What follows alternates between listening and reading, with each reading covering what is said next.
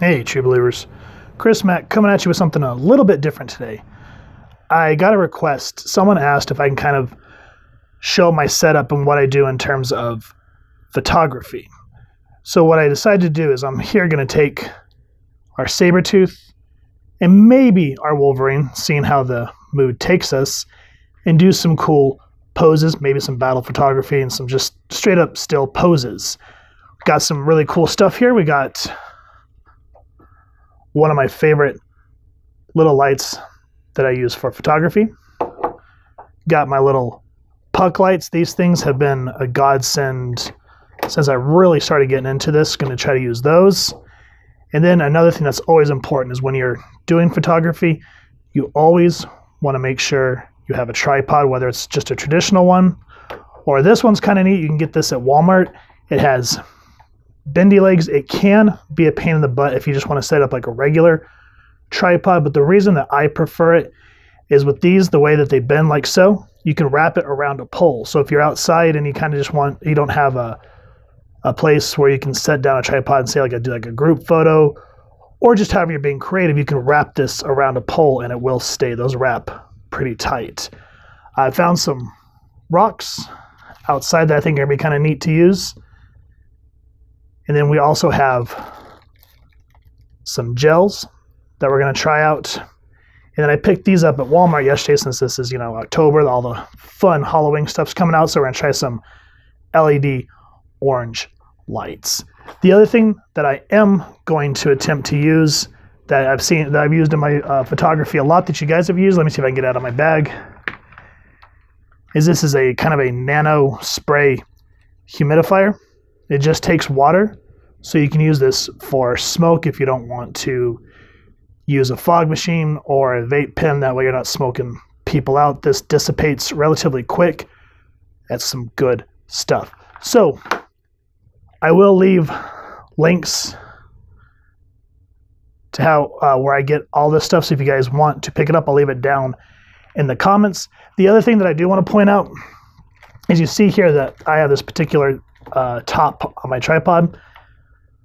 For all the reviews and for all the action figure photography I use, I'm on a budget.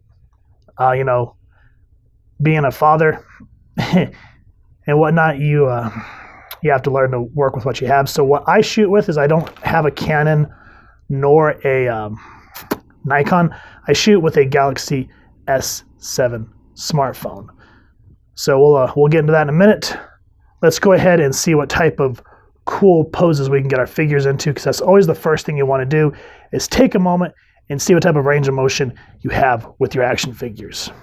Before you even light your scene, getting your figure in a pose that you want is always the most important. So I kind of played around with the rocks, and you can always look at comic book panels for reference. You can always type in comic book art, articulated comic book what is it called? ACBA, articulated comic book art. There it is. Yeah. And kind of type in, say, Sabretooth, for example, and kind of get an idea for what other people have done just for reference, so you can get an idea of how you can pose your figures. Or there's always the option of, say, since Wolverine and Sabretooth are both more animal in nature, you can always look up wildlife and kind of see how coyotes or foxes or wolves can, crouch on rocks and whatnot, and how they howl at the moon. And that's kind of what I did with Sabretooth. So I sort of wanted to get this battle cry ready on top of this lone rocks. So now that I kind of have the pose that I want, in essence, now we're going to start getting into getting this sucker lit and how we want to angle the camera, because that's the next important thing too, is what angle do we want to make it look dynamic. Because as you can see, just shooting it straight on like this, it's boring. So let's go ahead and start getting our angles and our lighting set up. Now, one other thing that I do want to point out before we go any further is if you're using a Canon or a Nikon, you don't have to worry about a professional mode, because those cameras are high-end and they allow you to shoot, nice, clean images. However, with what I'm using with the S7 Galaxy, I have to use the front camera and I have to switch to what's called Pro mode. Because if I just try to shoot this scene as you see here And just like say a regular one where, you pull your camera out and say you see something, you want to catch a photo real quick, it's not going to look good because you're not able to adjust the light settings. So with that said, I do have my camera set in pro mode. I'll throw up the settings on my camera that I'm using. The downfall with the smartphone, or at least the S7, is you're only able to adjust the exposure and the ISO. The ISO is essentially the gain to add more light. If you watch a show like, let's say, Cops, for example, and you see how the film looks grainy, that is the gain trying to get more light into the camera. So I try to use the gain on the most lowest setting and rely on the exposure and my lights. Always keep that in mind so you can get at least a relatively clean image. I wish I had aperture. That's a whole another thing. So before we get into kind of taking some shots and being creative, let me kind of give you a rundown of what we're doing here. As you can see, I set my camera into a very low angle, and then you can also adjust the head on your camera so you can tilt it to the side. So I kind of have this candid Dutch angle. So that's another thing that'll kind of allow you to be creative. And you want to do this with a tripod, because if you try to do this with your hands naturally shake. So unless you're out in the field and you want to do something quick, a tripod is always necessary so you can lock your shot down. So let's kind of take a walk around the scene before we start playing around. Grab my camera here.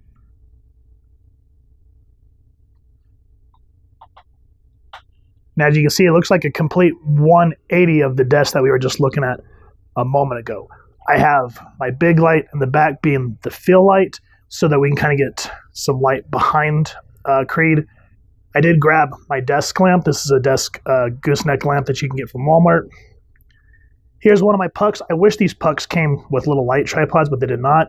So for this one, I'm using toilet paper. And on this one, I'm just using the box that I use for my batteries and my gels so they don't get damaged. And then the other thing, the reason that the shot itself is kind of orangish, other than using that gel back there, is I'm messing with the white balance. So usually if you want to just shoot something naturally, you want to set your white balance for whatever temperature the day is. But in this one, I bumped it up a little bit to get a more orangish look about it. Now let's set back our camera down and readjust the focus.